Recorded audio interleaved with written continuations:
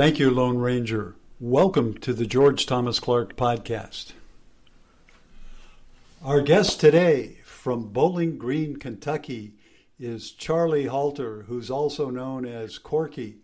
And I had the pleasure of meeting Charlie online several years ago. He reviews some books for Goodreads. In fact, he does a tremendous amount of reading and reviewing, and he has reviewed some of my books, and I think he gets my themes. So I thought this is a good guy to get to know online, and if I'm ever in Bowling Green again, I will say hello in person to Corky Halter. Corky, how's it going down there in Bowling Green? Oh, it's nice down here today. It's 71 degrees. You ought to come down here. Well, I will. I was born in Bowling Green up on the hill, not far from downtown. The hospital's no longer there, but I'm told there was a Civil War battle there. And have you heard about that battle? Do they still talk about it? Yeah, I have. You weren't involved in that, were you? Well, I hope not. I think I was born, and I don't even want to age myself here, but I was born in 1952. The war ended in 1865, but there are perhaps some people who think that I was one of Robert E. Lee's adjutants or something of that nature. Now, I should ask you, were you involved in that conflagration? No, I wasn't. In fact, I wasn't born in the old hill. I'm trying to say what was that? Hospital Hill is what we called it. Oh, is that right? When did they get rid of that hospital? Oh, it'd be about 25, 30 years ago. Oh, at least, because, see, I was there in 1978. Hard to believe, 42 years ago.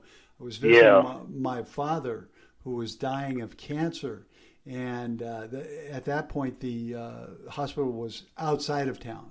I assume that's still where it is. It looked like a fairly modern facility. Yeah, we have a water tower up there that they painted a large American flag on it. I don't know if you saw it at the time you were here or not, but it's a focal point. When everybody sees that tower, they know they're in Bowling Green. Now, how far is that from the airport? Is it out that way, or?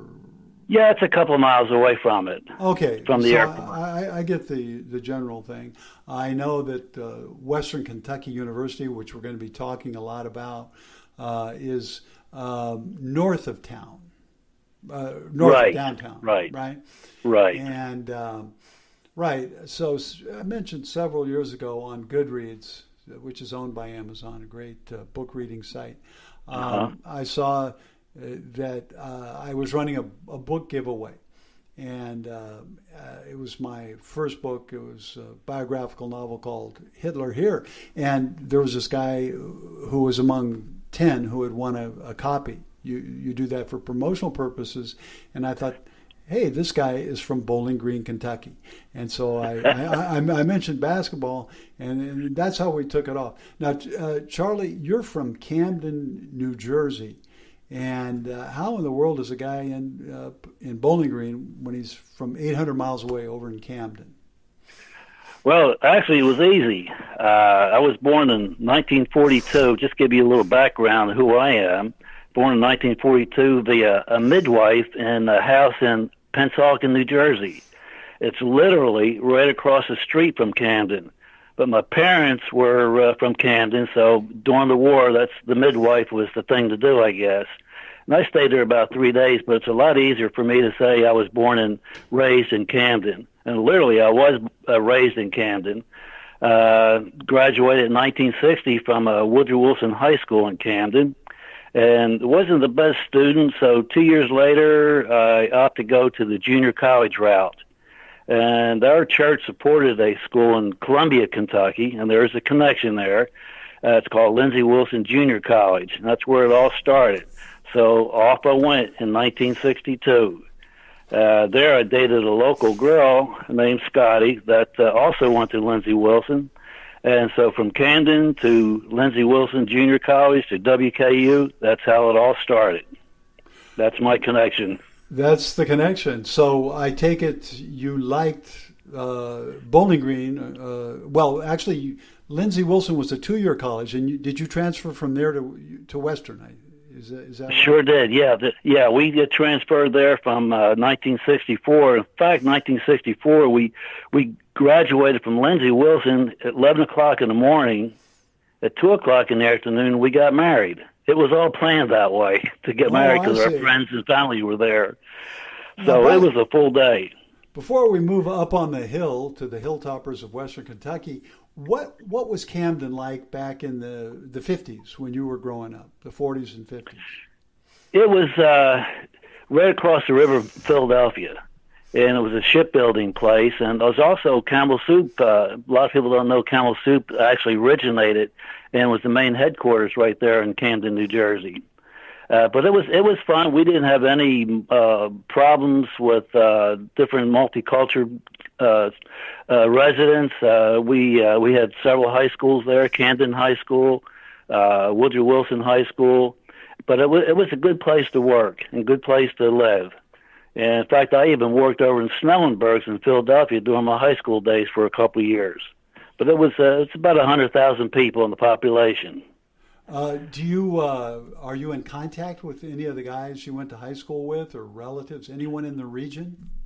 Yeah, I still have a lot of cousins in South Jersey, and they kid me for being in the South now because I used to say New Jersey, and I drink a lot of water. You know, water doesn't make sense around here. It's water, W-A-T-E-R, H2O, but yes. You don't call it water down here. So I had to change my way of thinking, my way of handling things and saying some things, and I had to slow down on my speech because it was real fast up there in Jersey. Down here it's a little slower. Yeah, I think I have noted a slight Southern accent. Would that be a reasonable characterization? And that's okay. My wife's from is from the South in Columbia, Kentucky, so it's okay to say that. Now she's probably got a bona fide Southern accent then. Oh yeah, she does. She does. My father and all of his people, my grandparents and so forth, had definite Southern accents. Now, Bowling Green, for sports fans, is best known as a hotbed of basketball. Up on the beautiful hill, the Western Kentucky Hilltoppers have been really a basketball power since the 1920s when Ed Diddle, the legendary Ed Diddle, coached there for more than 42 years. And to get us up to the point where we're going to talk about, he actually integrated Division I basketball in the South, recruiting Clem Haskins and Dwight Smith. And right. And I was so impressed that not only that you had heard of him, but you said, heck, I saw Clem Haskins play when he was in high school. And I thought, my God, that's the first time I've ever talked to anyone who because Clem Haskins, will tell our listeners, went on to be an All-American at Western Kentucky in '67, played several years in the NBA, had a 20-point season for the Chicago Bulls. But anyway, how did you see Clem Haskins play in high school? How did that come about? Well, he played for Taylor County High School, and Adair County High School is right there in Columbia. And the girl that I was dating, we went to one of his games. He was featured at that game, and it was 1963. And he was a skinny kid, but he was special.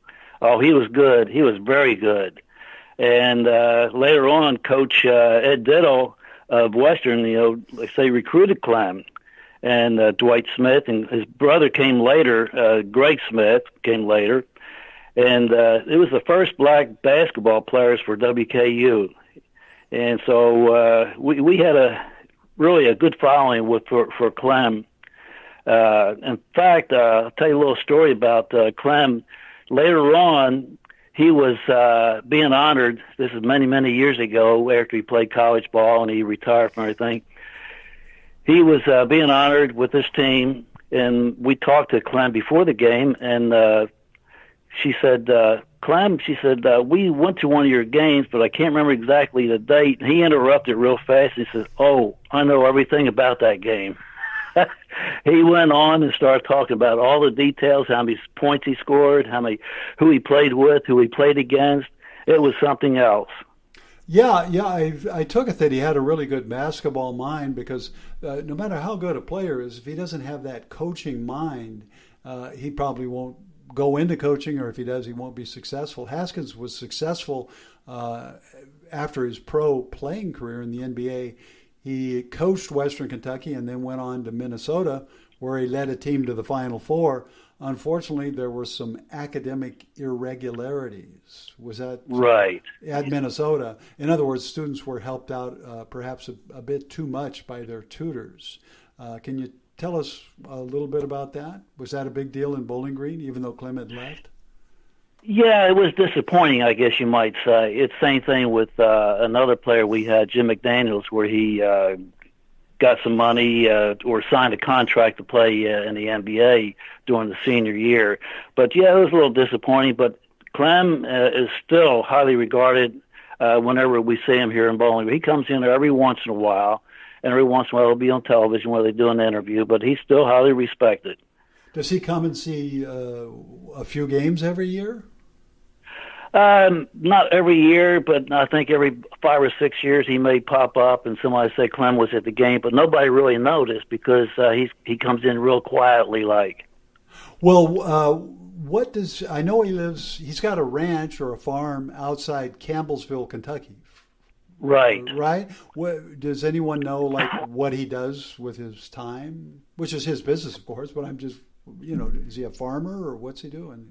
I think he farmed a little bit, but he's about our age now. I'm 78, and he's got to be in his 70s or close to it. Oh yeah. And so I think he's retired, and I think he lives pretty much a quiet life. Yeah, I guess so. I had kind of envisioned him coming in, if not for all the Western games, then frequently, but I guess that's a different stage in life. And of course, the winters in Bowling Green are pretty cold, so it would be a long drive unless you stayed overnight in Bowling Green. Right, yeah. Yeah. Now, in talking about Clem Haskins, and Charlie, it's not only the first blacks, Clem and Dwight Smith, the first blacks recruited at Western Kentucky. I believe they're the first blacks recruited to play Division I basketball in the South. That's my understanding. Yes, you're correct on that. Yes, right. Yeah. So they were leaders in that respect. And you mentioned Greg Smith coming along just 1 year later. And so they had 3 NBA caliber players, 2 of whom played in the NBA. And tragically, Dwight Smith did not play. That's the older of the 2 Smith brothers and a contemporary of Clem. They came at the same time. He was killed in a car wreck. I guess you and all of Bowling Green at the time still remember that. Oh, definitely. Yeah, I think they crossed a little stream on a road, and it was a little deeper than they thought, and he died from that. He drowned on that car accident. But yeah, well, I think the twin sister of one of the 2 brothers died in that wreck as well. Yes, you're correct on that. Yes, I forgot about that. She did. Yeah, it was a dark day. Going back just a bit, what a tremendous team they had. Now, Ed Diddle, who recruited them, the legendary man who was quite old, even in 1964, left, and they brought in a guy named Johnny Oldham, who had been an outstanding player for Western, first before World War II, and then especially after World War II, went on to be one of the pioneers in the NBA, and then came up from Tennessee Tech and coached Western Kentucky starting in the fall of 1964. And who did he inherit? Clem Haskins and Dwight Smith, 2 NBA players. That must have been an exciting time. Oh, yeah, it was. In fact, what we heard from Lindsey Wilson, because he left, he was in college then as a freshman while we were still at Lindsey for 1 year. I mean, he was at Western for 1 year. And we've been hearing that Clem and his team was beating the varsity team. Yeah. That was a big deal. It is a big deal. The same kind of thing happened the year before that, 66, when Kareem Abdul-Jabbar, then Lou Alcindor, was a freshman. They annihilated the varsity. So it's too bad that freshmen all these years, we missed some great basketball from, say, Clem then or Lou Alcindor.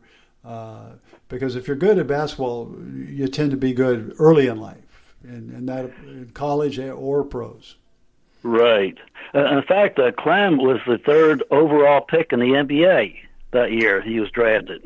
Well, I didn't know he was quite that high. That's really great. Yeah. I remember we, as a family, grew up in Sacramento, California. I moved from Bowling Green when I was 5 after my parents divorced, and then I would go back and spend the summers with my father. So I felt I had a pretty good feel for Bowling Green, and as a basketball guy, I played high school ball in California. And we took the paper, which I notice now it's called the Bowling Green. What is it called? The Bowling Green Daily News. Daily News. You're talking about Daily News. Yeah. It used to be called the Park City something or other. Right. Yeah. Right. And I was thrilled reading that Clem Haskins had a 55-point game, I believe, during his sophomore year. He did, yes. In fact, we had another player this year that scored 50 points in one game, Tavion Hollingsworth. Is that right? What year is he? What year is Tavion? He's a junior. He's going to be a senior. He's going to be a senior. So he's coming back. How tall is he, and what position does he play? He plays a guard, sometimes a point guard, sometimes whatever guard, whatever position they need him to play. He's that good. He's really good. How tall is he? He's going to be a senior this year. No, but he's about six. He's about 6'1", 6'2". Not very tall. He's skinny, but he has the heart of a basketball player. He goes after it. Is he a good passer? And he does a good job. Can he pass? Can he pass? Is he? Yeah, good? He can pass. He does everything. He's the cheerleader of the team. Well, I hope to see him in the NBA. I like it when the aforementioned players we've mentioned, and also Courtney Lee and other people from Western, when they make it in the NBA, it's something to take pride in. The thing that I think about most when Clem Haskins and Dwight Smith were seniors, and Greg Smith was there, Wayne Chapman was there, who would go on to play in the NBA, the ABA, and actually would go on to father Rex Chapman, who was a prominent player for a number of years in the NBA. In fact, I was doing a little research, and I saw that Rex Chapman, like me, was born in Bowling Green, Kentucky. And in October, I'm October 3rd, he was born October 4th, but in fairness to Rex, we should point out he was born 15 years after I. But anyway, those were the key guys on that team. Also, Butch Kaufman, who was a 5'9" point guard, very good. But Clem Haskins broke his wrist that year, missed some time, and then had to play and shoot with a cast on that wrist. I'm glad. I wish you had brought that up. That was a disappointing year. Well, not the year, but that game, because he broke his wrist during the regular season, and then it was all downhill from there. Although the team gave everything they had, and Clem still played with a cast on his wrist, and he did all he could, but he had to play against Don May. Yes, I remember that. Yeah, Don Dayton. And of course, I'm biased, and I hope you are too, but I think there's no doubt if Haskins had been healthy, they would have beaten that Dayton team. Yeah, the way they were playing, we all knew that we were going to be in a championship game. That's how confident we were, but that broken wrist just kind of said it all. Yeah, shooting with a cast on is. I was a pretty good shooter for my high school standards, and I can't imagine shooting with a cast on. Yeah, it's too bad. So Clem did go on and star, or did well in the NBA and had at least one 20-point season, and that moves us ahead to a group that came in right after Haskins. That would be the group led by Jim McDaniel and Jim Rose, Jerome Perry, that group. And they would go on to be in the Final Four in the 70-71 season. I happened to be back in Bowling Green at that time. I graduated from high school in 1970, and unlike you, Charlie, I did not apply myself to the books. I was kind of an independent studier, and that cost me down the line. I had to go back to college in my late 30s to be a teacher. But anyway, I got to see this great, probably the best Western basketball team ever to this day. Jim McDaniel, 7 feet, shoots, rebounds, block shots. I saw him play Virginia Commonwealth and Duquesne. Do you remember Gary and Barry Nelson, these enormous 6'10", 6'11" twins for Duquesne? Oh, yes, I remember them, yes. Now, were you a season ticket holder in those days? Yes, we went to those games. We had to. With Jim McDaniels playing, nobody missed those games. In fact, I think we had a attendance records of like 11,200, and just about every seat was taken every game. Now we're down to about 7,500, and we can't even fill the gym. Oh, is that right? Yeah, I noticed that they did a very fancy refurbishment of the gym, but they cut out almost half the seats. Was that because they had not been filling it?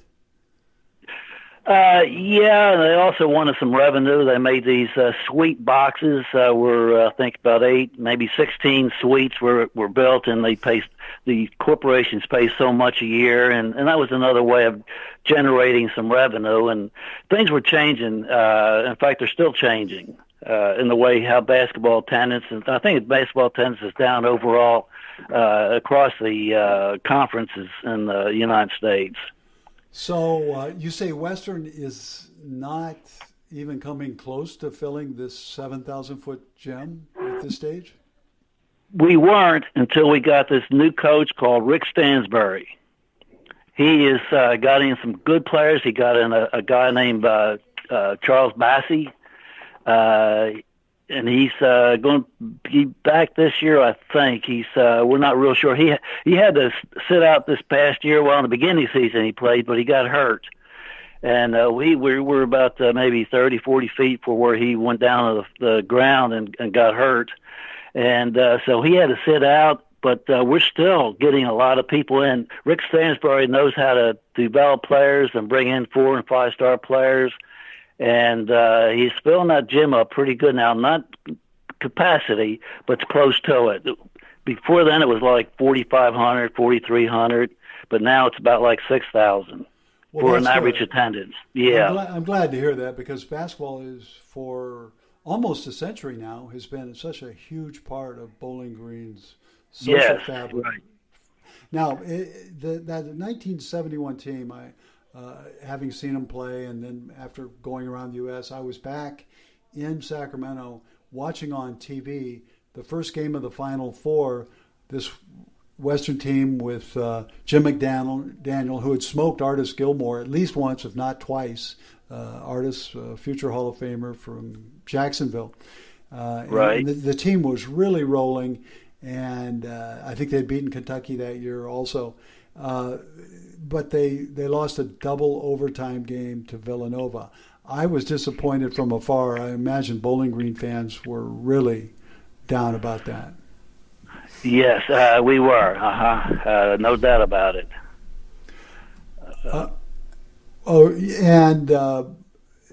That kind of ended the era. That was the last time that Western was a serious national threat. We talked about the Clem Haskins, Dwight Smith, Greg Smith group. They weren't going to beat UCLA, but after that, really, they were as good as anyone in the country. And of course, this group was a Final Four group. But after integration, I think when the great black ball players could go to major institutions like the University of Kentucky and Alabama and Florida and of course North Carolina and so forth.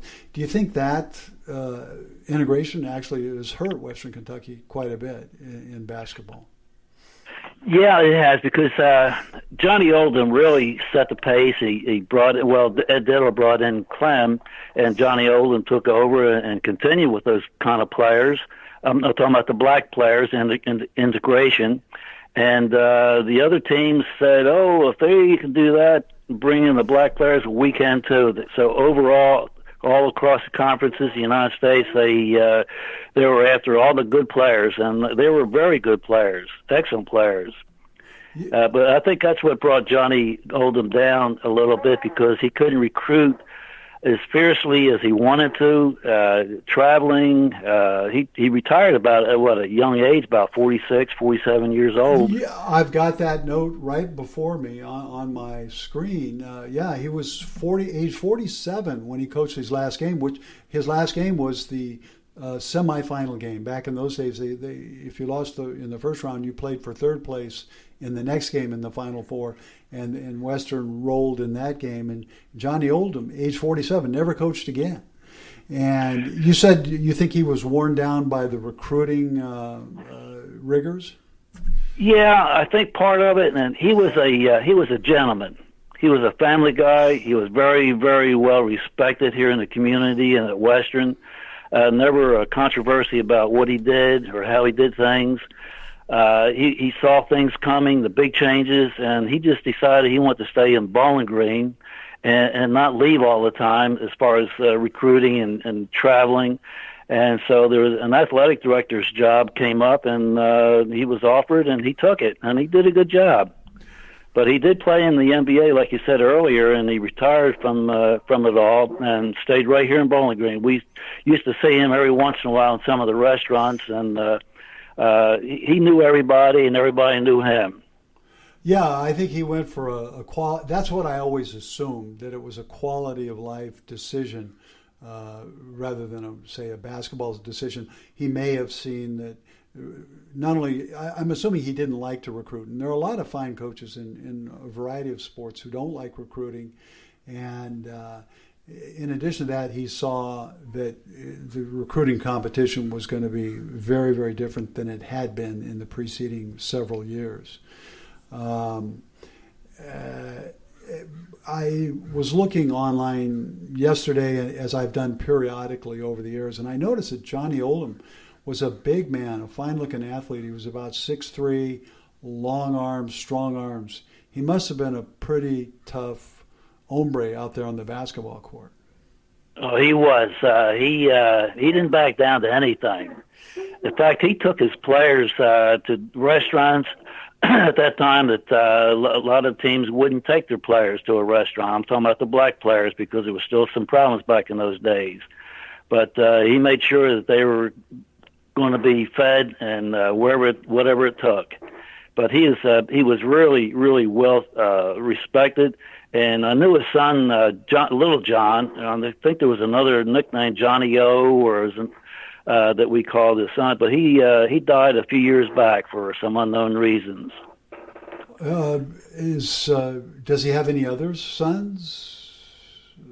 No, he had one son. I don't know only too one. much about. You know, go ahead. I think he had a daughter too, if I'm not mistaken. Yeah, I'm sorry to hear that. When I was back there in 1970, I attended a party, a young kids party, a teenage party, and someone pointed at a guy on the couch and said, "That's Johnny Oldham's son." And of course, as a basketball fan, that was a big deal to me. So I always remembered that. And I was reading about that kid, then a young or a middle-aged fellow several years ago, must have been not long before he died, when Johnny Oldham evidently was on a ladder and fell off the ladder, landed on his face, broke every bone in his face, and broke both arms. And his son was so quoted as saying, after receiving the call, saying, "What the heck's he doing on a ladder?" Tell us a little bit about that. Yeah, that was big news around here because, like I say, Johnny was really well liked, and when he fell off that ladder and broke, let's say, about every bone in his face and arms, and it was just a terrible shock to the community. Yeah, and Johnny was born in 1923. So I think his birthday's in June. So he'll be 97 this year. He used to attend the games up until a few years ago. I guess about 5 or 6 years ago. He and his son, and then it was just Johnny didn't come that often, and then all of a sudden he's just not there anymore as far as going to the games. I guess the age is kind of catching up with him. Yeah, it's tough to get out on those cold winter nights. And you said the son, who probably is the same son I'm quoting, has since passed on. Yeah, he did. He died. I don't know if it was suicide or what, but he died just overnight, just like that. And the rumors were that he died as a suicide. But really, what sort of work did the younger Oldham son do? He managed, I knew at one time he managed several restaurants here in town, and he did a few other things, and from there I really don't recall what he did. But I know he was managing some restaurants. Well, that certainly is a sad story. Late in life, Johnny Oldham has this horrific injury, and then his son dies prematurely. Now, again, I haven't lived in Bowling Green since 1958, although, again, I used to spend the summers there. I have not set foot in Bowling Green since 1978. How would I be surprised, and how would I not be surprised the next time I go? To see Bowling Green, that is? Yes. What changes have there been, and how is it the same? If you came back today, you wouldn't recognize. You would say you're in a different town. All the roads have changed. The way they put I don't know. It's just everything is changing. More restaurants.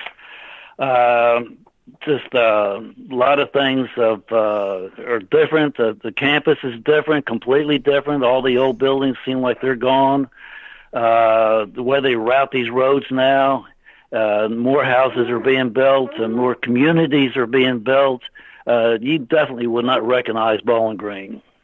Well, I really look forward to returning someday and seeing if I can find my father's final two homes. One was on a street called Wakefield, and I've forgotten the name of the other street, but I know I can find it. Because Bowling Green, at least the portion that's the interior portion of the time, is not. Isn't there kind of a circle around town? Is there a road that goes around town, more or less?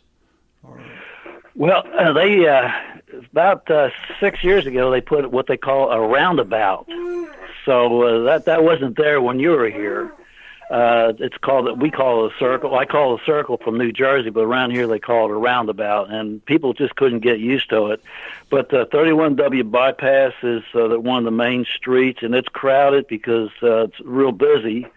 And medical center is down there on that street off of 31W. But Scottsville Road is probably one of the main roads now with the mall and all the restaurants or steakhouses. In fact, they're changing that road too, physically changing it. Uh-huh. Now, another sad thing that I learned yesterday was that Jim McDaniel, the 7-footer who could shoot, rebound, and block shots, passed away roughly 3 years ago, complications of diabetes. That was a stunner for me. Yeah, I knew something about that several years ago before he died, of course, that my son was he still is, he's a pharmacist, and he would come into the pharmacy every once in a while, and I would ask him, how's Jim? He would say, the diabetic is getting to him, and because he gained a lot of weight. Because you remember back in those days in '71, he was a skinny mini. Yes. And he could barely walk. He was, in fact, when the last time they honored him a few years before he died, he was all bent over and barely able to walk. But he got out on the court, and everybody recognized him and just gave him a good standing ovation. Well, I'll tell you, we've talked about the fact that Clem Haskins is probably in his mid-70s, no longer attends the game. Johnny Oldham, pushing 100, no longer attends. The great Jim McDaniel has passed on. So it's good that the new coach, Rick Stansberry, is able to bring in some good players, and I hope keep the Western basketball tradition of excellence alive and keep the community excited. Well, me too. Same thing with our football program. We have a new coach there, and he did a great job his first year this past year. Yeah, we should mention that Western Kentucky, which used to have an excellent Division II and then a Division I AA program, is now Division 1A, and even plays Alabama sometimes. Yeah, once a year we play these big teams: Kentucky, Auburn, Alabama. In fact, the last year we played in Division 1AA. In one of the last few years, we won the national championship, and that kind of gave us a little nudge to go into 1A, and we did. Yeah, I remember who coached that team. That would be the father of Jim Harbaugh, Jack Harbaugh. Yeah, we're good friends with one of his coaches, and Jack Harbaugh. He coached with Jack Harbaugh, and then of course Jim Harbaugh, his son, was Michigan coach, and then we have that same friend that coached with Jack Harbaugh. I get them mixed up. He's now coaching with Jim Harbaugh at Baltimore Ravens.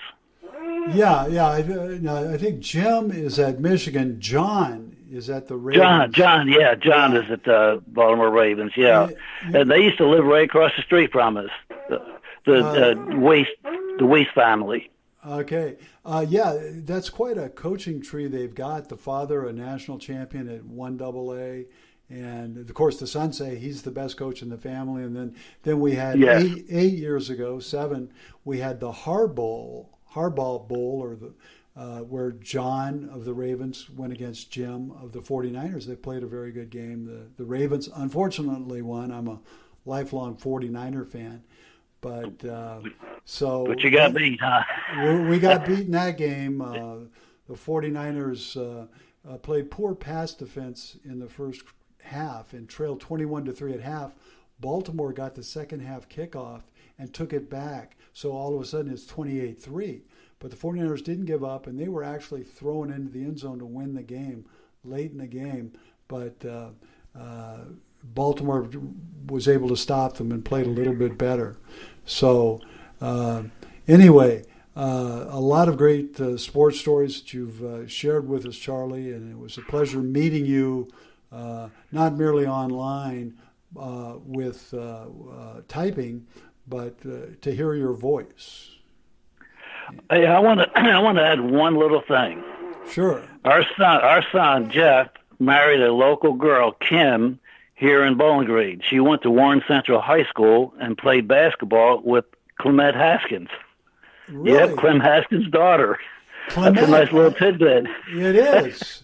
Well, I know that Clement went on to be a star at Western Kentucky and set up women's records, and then did some coaching at Dayton. It's hard to be a coach at Division I, and I think she was relieved of command after a few years. Do you happen to know what Clement Haskins is doing these days? The last thing I recall is that she's more or less like a preacher. I think she's really into that now, I think. I don't think she's, like I say, I don't think she's coaching anymore. But she was a very religious person, and I think that's what she's doing. She's in that mode right now. Is she in Kentucky? I don't think she's in Kentucky at all. I don't know exactly where she is right now. I bet you Jeff's wife knows where she is because they keep in contact with each other every once in a while. The whole team, that is, that she played with Warren Central. And Warren Central is right here in Bowling Green. Yeah, well, that's, keeping talent at home is a problem, including imported talent. We mentioned that Johnny Oldham was a Bowling Green guy or from that area and wanted to make it his home, but Western has lost guys like Clem Haskins and Gene Cady, who went on to coach at Purdue, and then Darren Horn, who was successful as a player and then as a coach at Western, went on to South Carolina. And I hope that if Stansbury gets things rolling, well, he'll probably be recruited to coach elsewhere. Probably will.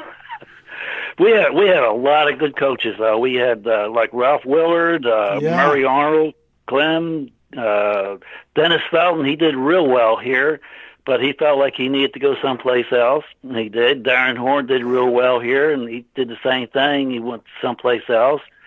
And then we had a coach, Ken McDonald, that wasn't real popular. Ray Harper did well, but he wasn't real popular. Now we got Rick Stansbury, and I think he's turned this thing around.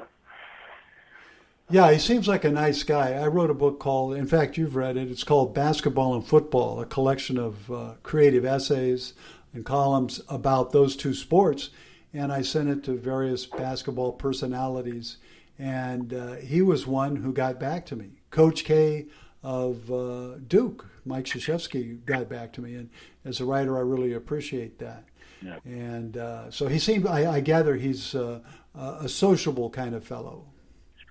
He is. In fact, we sit right behind his brother. I can't remember his first name, but we sit behind him and talk to him just about every home game now. That we recognize each other. It was near the end of the season. We didn't know we were sitting behind, but he comes up and talks to us for a few minutes. He's getting up there in age.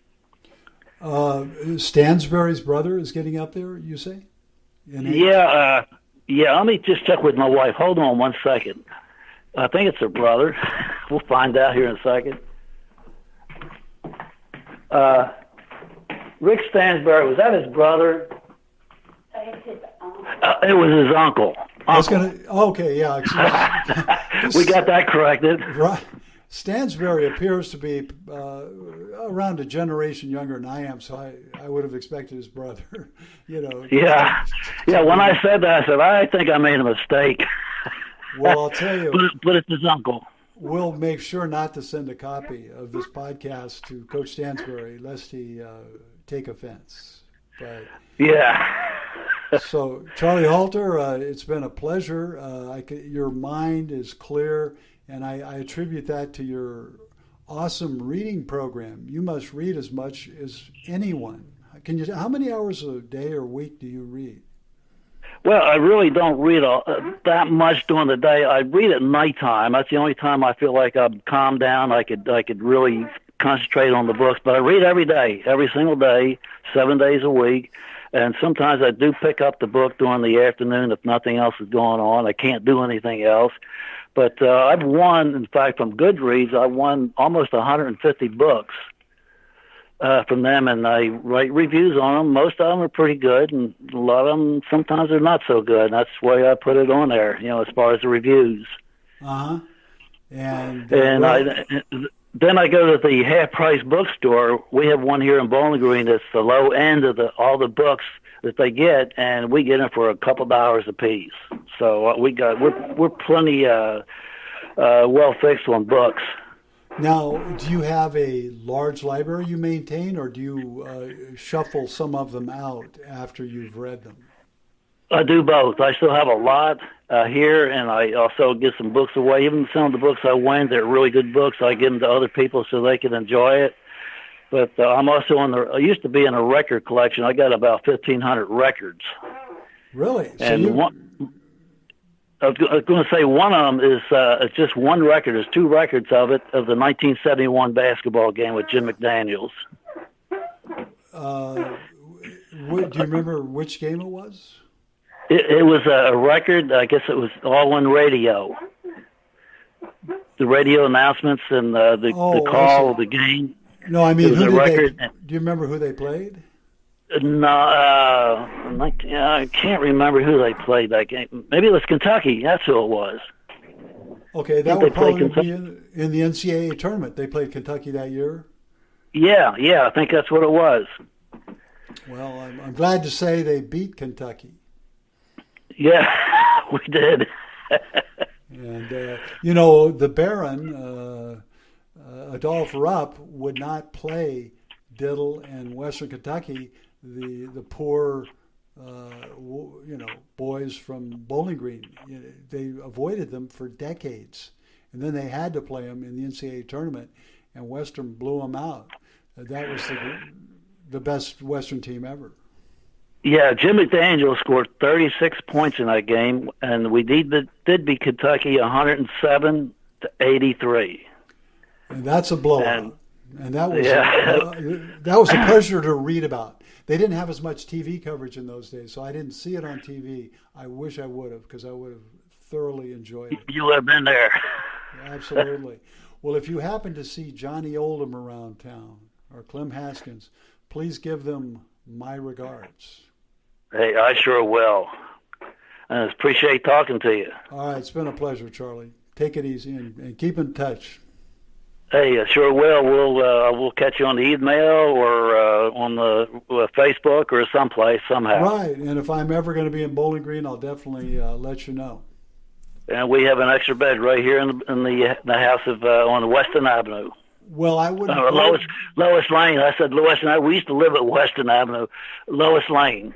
I know, in honor of Superman, his Superman sidekick. Don't worry. Yeah. I wouldn't presume to sleep there, but it would certainly be a pleasure to meet you and your family. Well, we can at least have a cup of coffee anyway. Oh yeah, and go out to dinner, hopefully watch a basketball game. I'd probably time my trip with the basketball season, I hope. So give my regards to your family as well. I sure will. Hey, thanks. Nice talking to you. Nice talking to you. All right, bye. Bye.